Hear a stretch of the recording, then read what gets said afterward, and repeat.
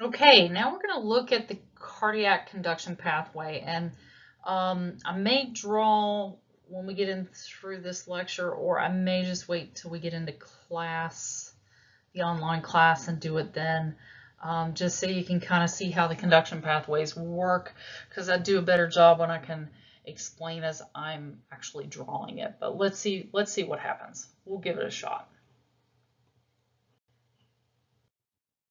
So with the cardiac conduction system, you need to know that you have some primary pacemakers. I'm going to go ahead and do a little bit of drawing around here and see what we could do here.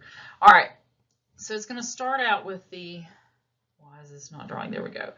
The SA node, and you can see this SA node is right at the top of the right atrium. Okay, so the SA node, this is your primary pacemaker. It's going to function all on its own.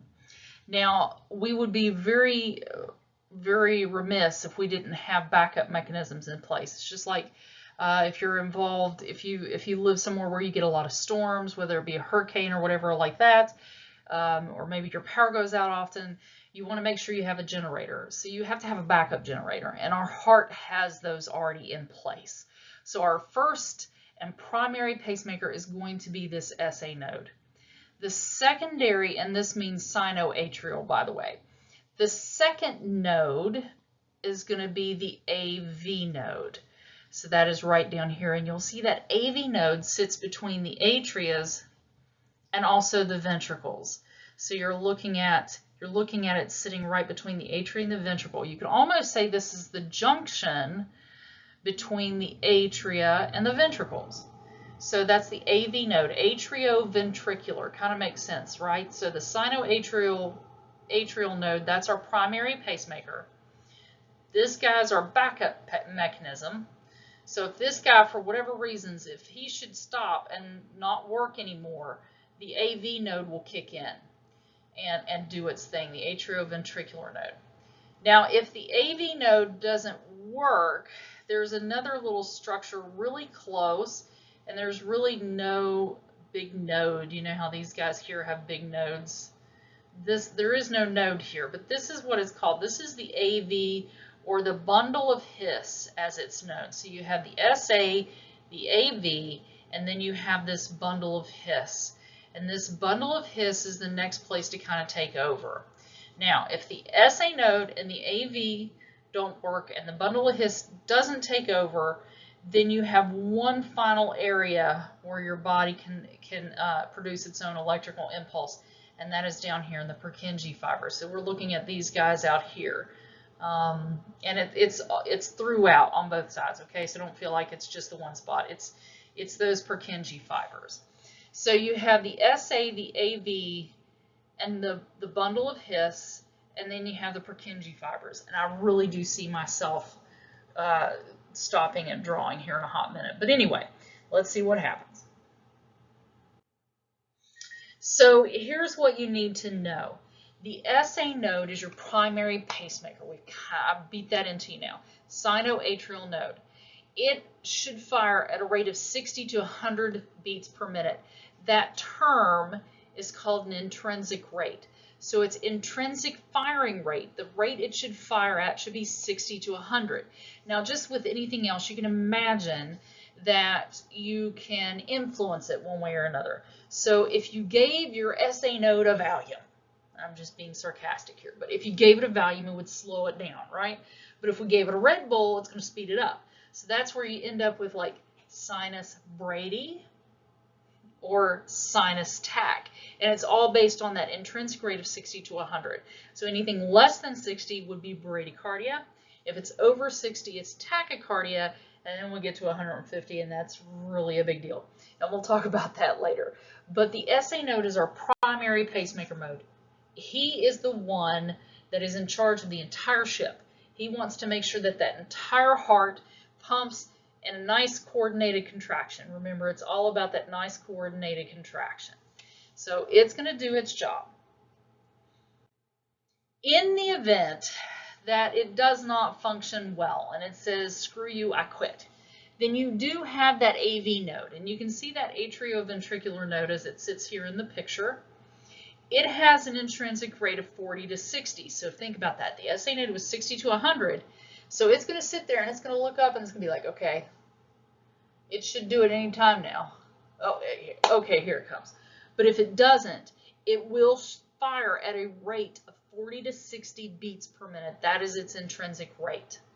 And it will have a different presentation on the EKG, and I'll explain that to you later on.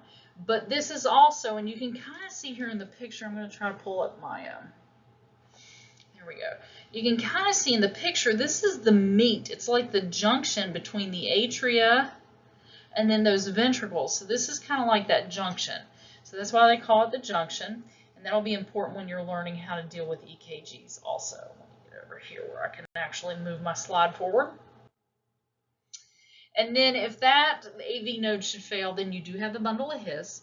Because it is so close to that AV node, because it's just right here, and those are really close. It's kind of stretched out a little bit because of the artistic rendering, but they're really close. So that bundle of His will also have an intrinsic rate of 40 to 60 beats per minute. It's part of the junction. It's that meat between the atria and the ventricle, and intrinsic rate 40 to 60 with it as well. And then your last ditch effort are your Purkinje fibers. So like I said earlier, the SA node doesn't fire the Purkinjes, or excuse me, the AV node and the bundle of His. They are sitting there going, anytime now. So you can imagine if everybody above the ventricle says, screw you, I quit, then your Purkinje fibers are down in the ventricles going, hello, anybody? Hello? Somebody fire. We should be doing this anytime now. Hello? Okay, gonna do it myself. And they will shoot. Their intrinsic rate is going to be between 20 to 40. So SA node is 60 to 100. AV and the bundle of His are 40 to 60. The Purkinje fibers are going to fire at 20 to 40 beats per minute. Now, in terms of cardiac output, the term cardiac output has a calculation associated with it, and National Registry expects us to know it, even though we are never going to know what the actual stroke volume is. But the way to remember it is stroke volume times heart rate equals cardiac output. So that's the mathematical equation to get cardiac output. Stroke volume times heart rate. Yes, you need to remember that. But it's the amount of blood that is being pumped through the circulatory system over 1 minute. And there are factors that can influence our cardiac output. So you can have influences from heart rate, stroke volume, or both could affect that cardiac output at any given time. And the regulation of heart function. Now remember, our heart has automaticity. It can beat on its own. It doesn't need to be told what to do. So you can have some influence over its function through the brain and the autonomic nervous system. So it can increase the rate and the strength of the contraction, including the hormones of the endocrine system and the heart tissue itself. So you can have some increase in the strength of contraction and the heart rate. So that's a positive inotrope, if you remember from the previous video, and a positive chronotrope. And you do have receptors within the blood vessels, the kidneys, the brain, the heart. They look to make sure that everything is as it should be to maintain homeostasis. You do have baroreceptors that are going to determine if there is a change in pressures, and they will respond to that. So when we look at, let's take congestive heart failure, for example, you do have a B natriuretic peptide. This is a hormone that's released. If the ventricles stretch too far from congestive heart failure, then that hormone is going to trigger because it recognizes there's an increase in the amount of pressure. Just likewise, there's one for the atria. It's called atrial natriuretic peptide hormone. So you do have those. We'll bring those up later on. I don't think it's anything crucial right now, just so that you understand that your heart can get influence from different areas. And your chemoreceptors, again, they're looking at pH balance. So they're looking to see that you have the right balance of oxygen with carbon dioxide. And there's a thing called Frank Starling's law, and ultimately Frank Starling's law says the more you put in, the more you get out. So it's kind of like, they call it the rubber band theory, which is why I have the rubber bands in the background. So it's called the rubber band theory. If you put more volume into those ventricles and those ventricle walls get stretched out really far, then guess what they're going to do? They're going to slam back shut. But what happens if you keep playing with a rubber band over time? That elasticity will start to wear out, and it won't return, it won't recoil back to its normal resting position. That's what happens in congestive heart failure. So in congestive heart failure, and what is the most common cause of congestive heart failure is hypertension, uncontrolled hypertension.